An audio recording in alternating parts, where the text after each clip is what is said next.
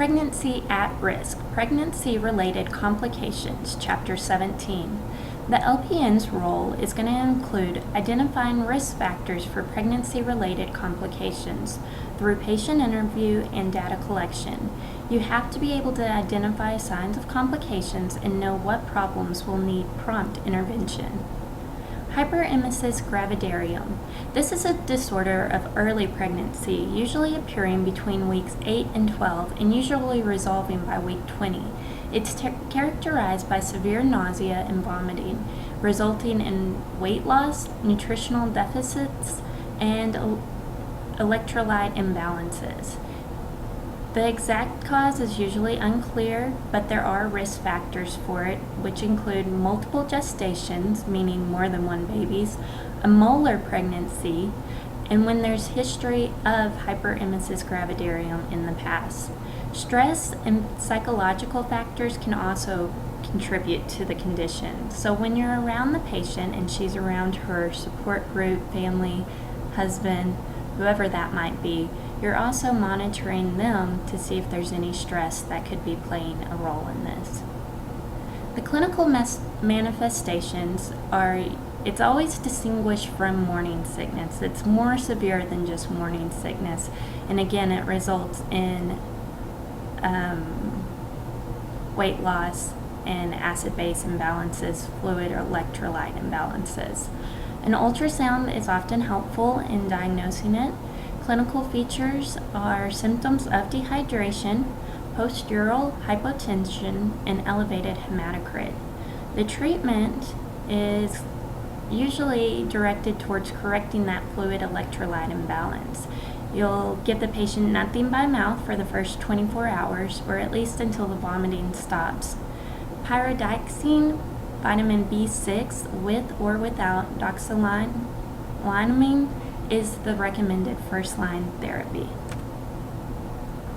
Antiemetics might be ordered, however, typically the doctors would like to try and avoid this since all of them are under a category C and could have some risk to the fetus.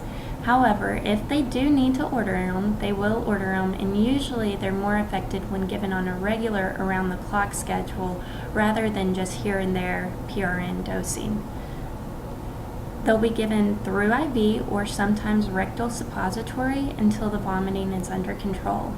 Once the vomiting is stopped, they'll start them on a clear liquid diet and then advance it as tolerated. Sometimes thiamine supplements are given, and this is if the patient has developed a thiamine deficiency, which can cause Wernicke's encephalopathy, which is a severe neurological disorder marked by inflammation and hemorrhaging in the brain. Nursing care for these women are, you will assess for nausea, you would administer the pyridoxine and the antiemetics as ordered, you'll take a record of their I's and O's, you'll assess for signs of dehydration, monitor their lab values, and then after the vomiting has stopped, you'll implement measures to promote intake, whether it's staying away from hot, steamy foods that have high odors, or promoting them to eat by eating with other people, giving them good mouth care before and after meals, and then again we're watching for the family dynamics, making sure that there aren't any stress factors in there. And then of course, most importantly, we are always monitoring the fetal heart tones and making sure that baby's doing okay. Bleeding disorders. These can occur anytime during pregnancy. Typically, early pregnancy bleeding disorders are related to ectopic pregnancies, spontaneous abortions, or a molar pregnancy, which we'll discuss in a little bit. Mid-pregnancies often are related to cervical inefficiencies. Late pregnancies can be placenta previa or abruption placenta. An ectopic pregnancy is a pregnancy that occurs outside the uterus. Common term for this is tubal pregnancy. It's the leading cause of pregnancy-related death in the first trimester. And any condition or surgical procedure that injures the fallopian tube increases this risk. Treatment for an ectopic pregnancy includes management. It The management often depends on the condition of the woman. If she were in shock, then that requires emergency treatment. They'll often take her right then to surgery. She very possibly could need blood expanders, a transfusion, and often they would just go ahead and do a full hysterectomy. Non-emergency cases of a tubal pregnancy, they can do laparoscopic surgery. They'll try and save the fallopian tube if they're able to, as salpingectomy. They'll give her intramuscular injections of methotrexate, which that is an anti-cancer drug. It works by disrupting the cell multiplication, so it kind of breaks up that process there. If the mother is Rh negative, then she would require RhoGAM, and they would go ahead and give it to her at that time. Nursing care, you're going to measure and record her vital signs. Make sure she doesn't go into shock. Monitor the amount and appearance of vaginal bleeding. Report immediately heavy bleeding or signs and symptoms of shock. If her heart rate's going up, her blood pressure's going down, you're going to be reporting that immediately to the doctor. You're going to assist the RN to prepare the patient for surgery. Make sure you get the consents. Have her sign the consents. Once the patient is in stable condition, you'll need to take care of those emotional issues. She lost a baby, and so it's okay to grieve that child, and she needs to know that that's okay too. Before discharge, instruct the woman regarding danger signs that she should report. Any fever, severe abdomen pain, vaginal discharge with a bad odor. Explain that she will need weekly follow-ups with her physician until her HCG levels do return to normal. Early pregnancy loss. Another name for this is spontaneous abortion, and the most common complication of pregnancy is spontaneous abortion, early pregnancy loss, or miscarriage. This loss occurs before the age of viability, that's less than 20 weeks of gestational age, or fetal size of less than 500 grams, less than 1 pound. It usually occurs during the first trimester. Factors that increase the risk for spontaneous abortion include advancing maternal age, history of previous spontaneous abortion, smoking, alcohol, or any kind of substance abuse, increasing gravidium, uterine defects and tumors, active maternal infection, any of those torch diseases we talked about in Chapter 15, chronic maternal health factors such as diabetes mellitus, renal disease, or hypertension. Often it's difficult to determine the exact cause of an early pregnancy loss.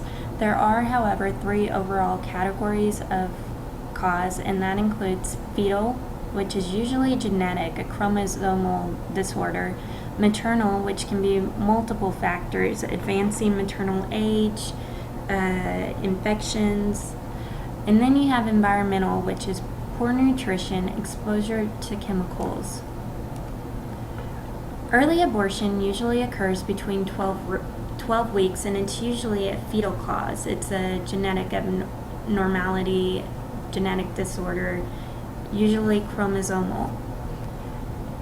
Late abortion occurs between 12 and 20 weeks, and it's usually a maternal cause.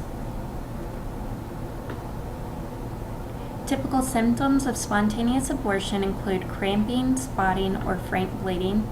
Often occurs along a continuum: threatened, inevitable, incomplete, complete, and then missed.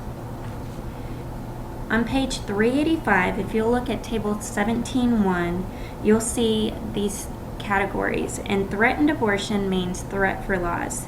They could lose the child. Inevitable, it means it's going to happen. You'll see cramping, spotting, vaginal bleeding, amniotic fluid may leak.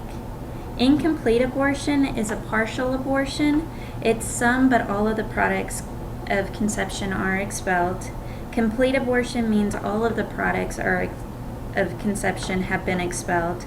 And then a missed abortion means that the fetus dies, but none of the parts have been expelled. they will have to go in and do a D&C and get those products out. Treatment depends on which type of early pregnancy loss is occurring. The threatened abortion, they can often do a conservative treatment, but all the other types, they'll probably have to use a Cytotec, a prostaglandin. It's often given by mouth. It helps dilate the cervix and induce uterine contractions. Vacuum aspiration or dilatation and curage, a D&C, are the most common surgical methods used to clear out the uterus.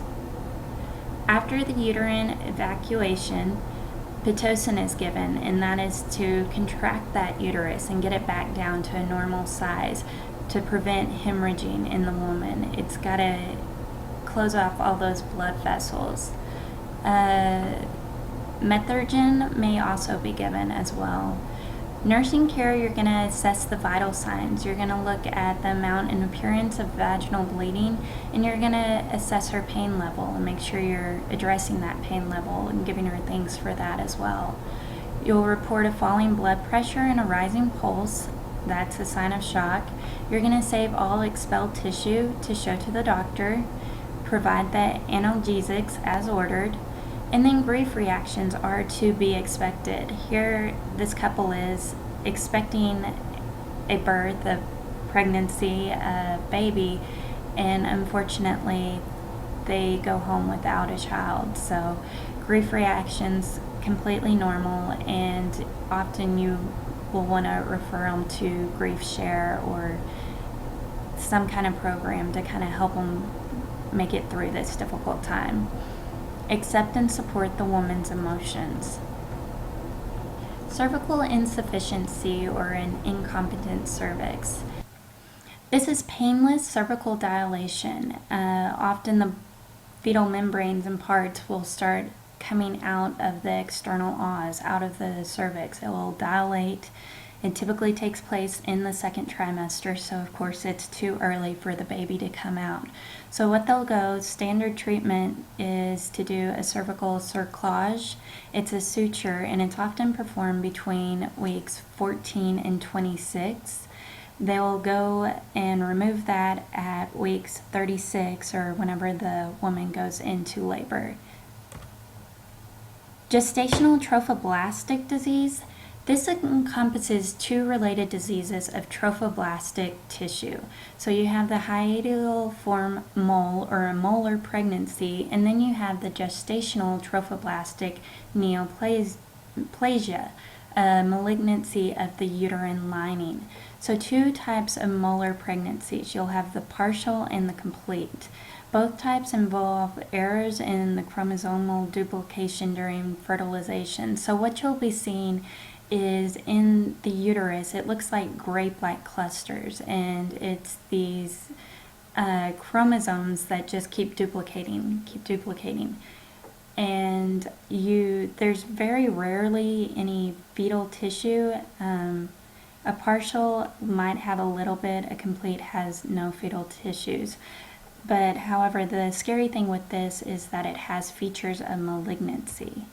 So, the risk factors include a history of previous gestational trophoblastic disease, extremes of age. It happens in the very young and the very old, people who are in their early teens, and then women who are almost near that end of their reproductive lives.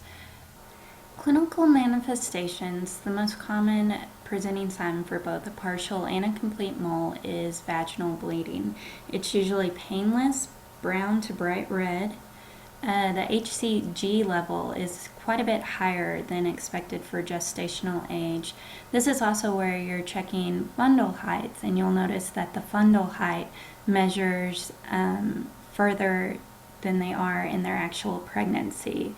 You'll do a transvaginal ultrasound, and you'll find that there are no fetal heart tones. The treatment for this is excavation of the uterus. You must clear it out. And then after that, you will also have to continue with a follow-up for 1 year. And this is extremely important because it's malignant. You could very easily it could very easily come back and cause you cancer. So we want to make sure that they follow up for a year and that their HCG levels do not rise. Nursing care, the woman is at risk for several complications.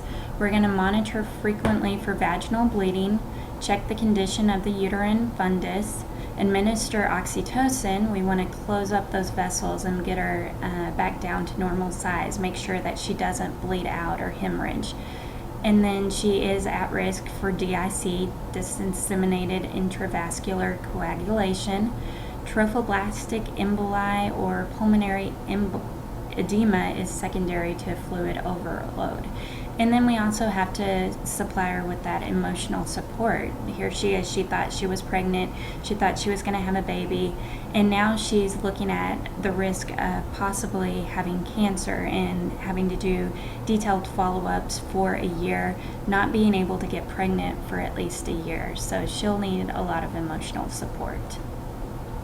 Placenta previa. This is a condition in which the placenta is implanted close to or covers the cervical os.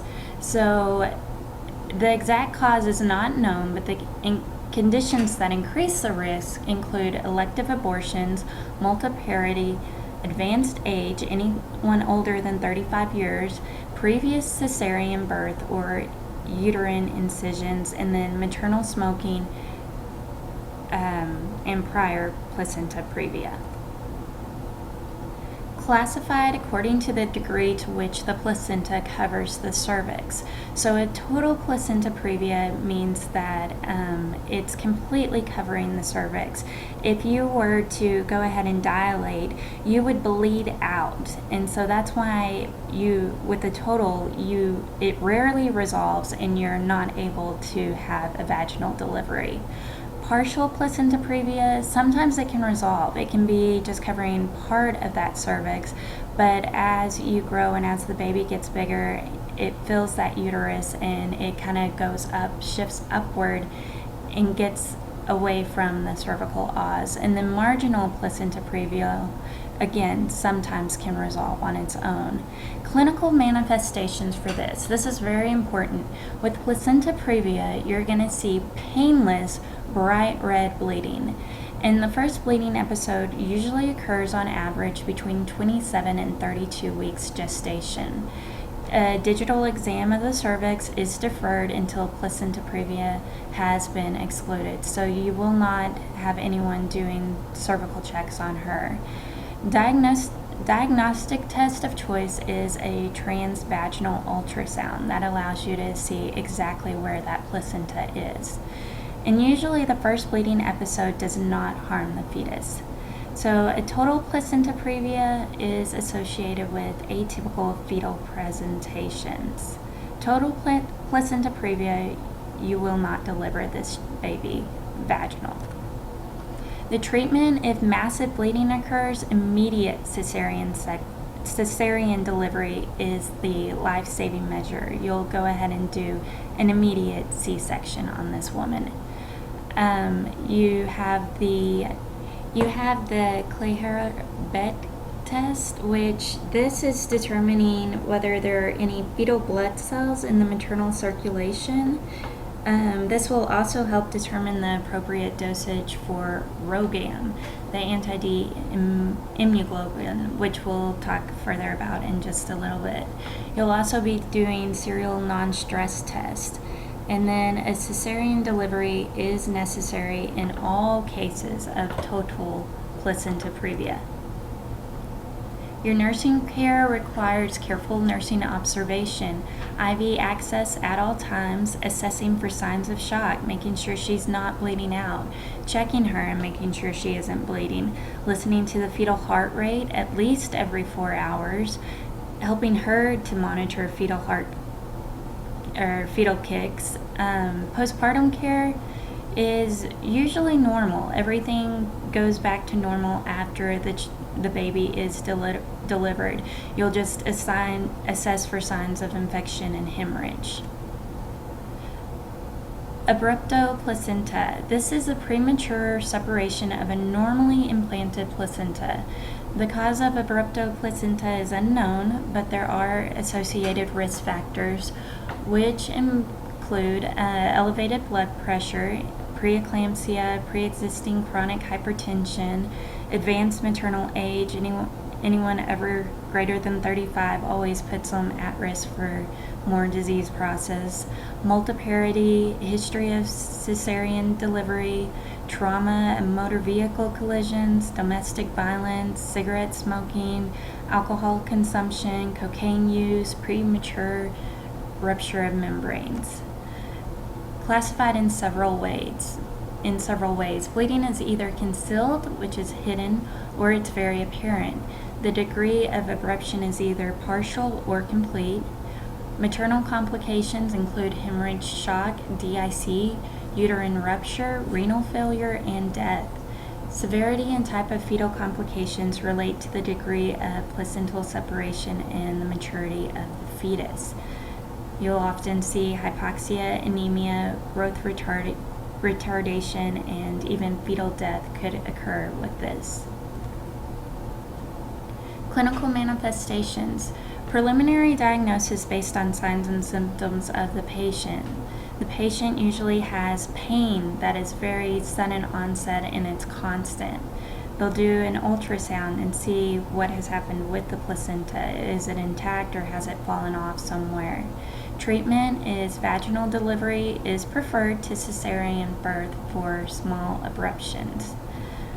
For nursing, you're going to have to do careful monitoring, assessing for signs of shock, continuous EFM monitoring, electrofetal monitoring is necessary. She will often be bed rest and have the EFM monitor on her at all times. You also must be prepared for an emergency C-section if it's ordered. After delivery, it will require close monitoring to make sure that she does not hemorrhage or bleed out, and then continue to observe for signs of DIC. Hypertensive disorders in pregnancy. Second leading cause of maternal morbidity and mortality. It's not only dangerous for the pregnant woman, but also significantly increases the risk for the fetus. 4 basic categories when it comes to hypertensive disorders in pregnancy. You have your first one, gestational hypertension, preeclampsia, eclampsia, and then chronic hypertension, and then preeclampsia superimposed on chronic hypertension. The gestational hypertension, current term used to describe elevated blood pressure greater than or equal to 140/90 that develops for the first time during pregnancy. It can be transient or chronic. Preeclampsia/eclampsia. Preeclampsia is a serious condition of pregnancy in which the blood pressure rises to 140/90 or higher, accompanied by protein in the urine. Preeclampsia can develop into eclampsia, and this takes place when there has become a seizure activity, or coma. That is what triggers from preeclampsia to eclampsia. Exposure to trophoblastic tissue sometimes appears to be a triggering factor. There are no diagnostic tests available to predict which women will develop preeclampsia, so early detection through regular prenatal visits is the best alternative to that. African American women are more likely to develop the preeclampsia and are 2 to 3 times more likely to die of preeclampsia or eclampsia than white women are. The primary problem underlying the development of preeclampsia is generalized vasospasm. Edema is significant if it is non-dependent or if it involves the face and the hands. So they used to diagnose every woman with who had edema. They would automatically think they were at risk for preeclampsia. However, now they've kind of backed away from that, and it has to be involving hands or face. It's categorized as mild or severe, and seizures are generally tonic-clonic in nature and only rarely progress to a status epilepticus. HELP syndrome. This is a severe form of preeclampsia/eclampsia, and it's an acronym for hemolysis, elevated liver enzymes, and low platelets.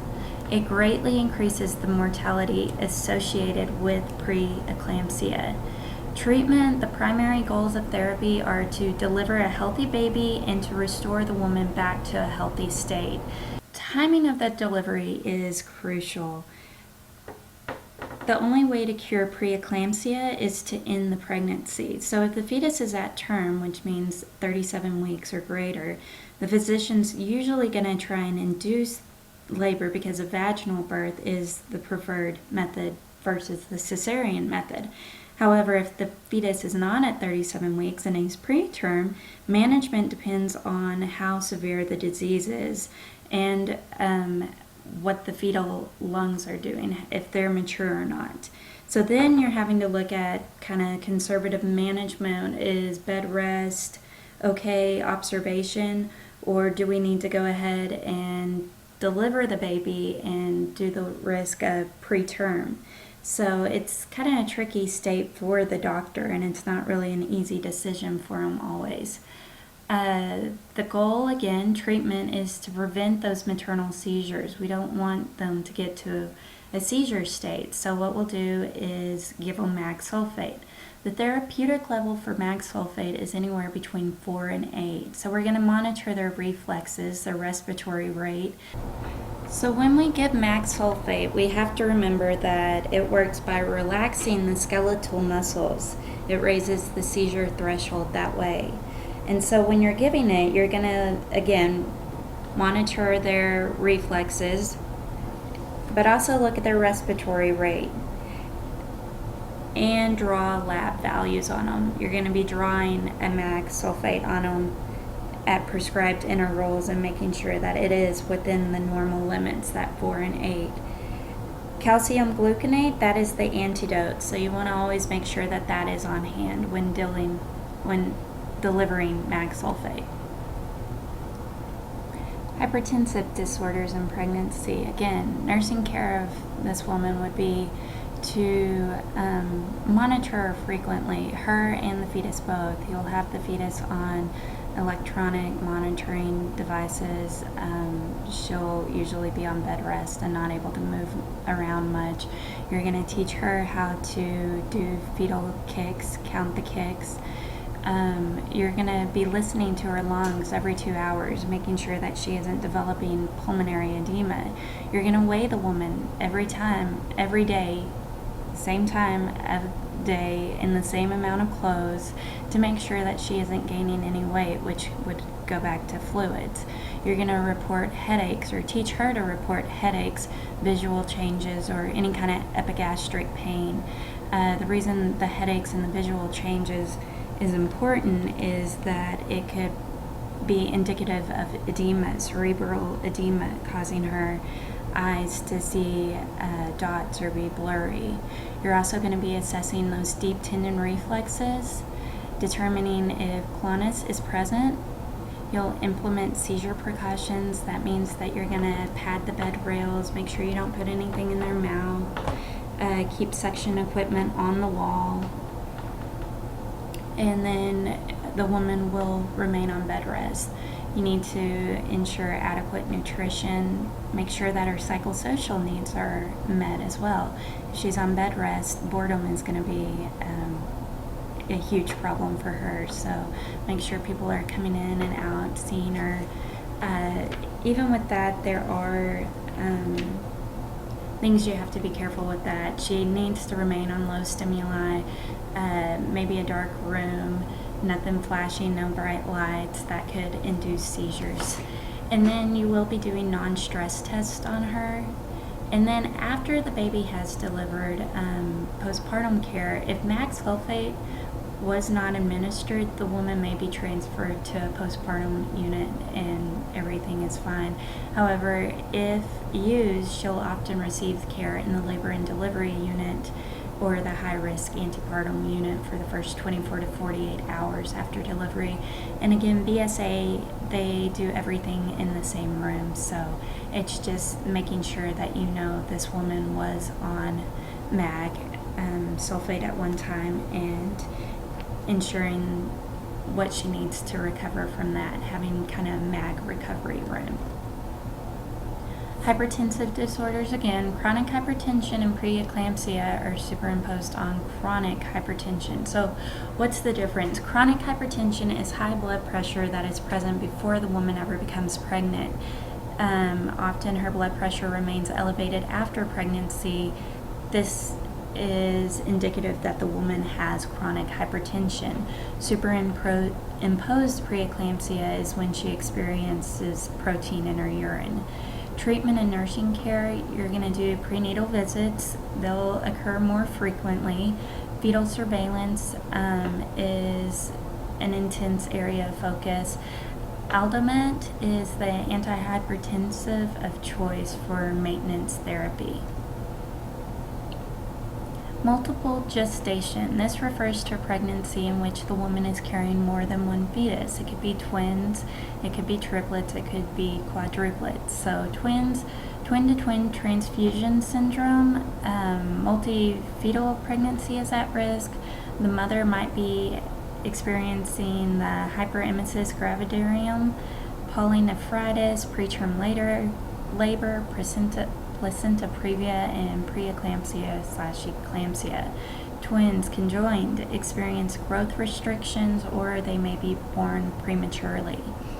During the postpartum period, the woman is at risk for postpartum hemorrhage, so we're going to be monitoring her frequently for that, checking that, getting in there, massaging the fundus, making sure that it's firm, not boggy, and teaching her signs and symptoms to look for hemorrhaging as well.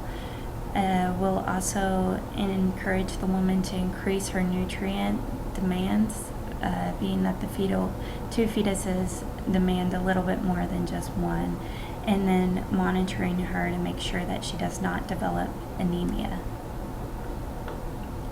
Clinical manifestations is often a uterus that is large for the date. So whenever you're measuring the fundal height, putting that tape measure at the pubis bone and measuring up, she'll usually always measure a little bit larger for the date that the baby is due. Treatments, increased emphasis on the woman's diet, a multivitamin, iron supplements, and rest. And then the practitioner must choose or recommend a mode of delivery. Will you go ahead and have a vaginal delivery, or will you opt for the C-section? And that usually depends on presentation of the fetuses. Are they breached, or can you go ahead and deliver them head down? Nursing care, you're going to assist the physician to perform assessments. You're going to instruct the woman regarding symptoms of preterm labor, performing fetal movement counts daily after 32 weeks gestation, and then encouraging the woman to get adequate rest and a well-balanced diet. Blood incompatibilities. Incompatibilities between the woman's blood and the fetus's blood can cause huge problems for the fetus.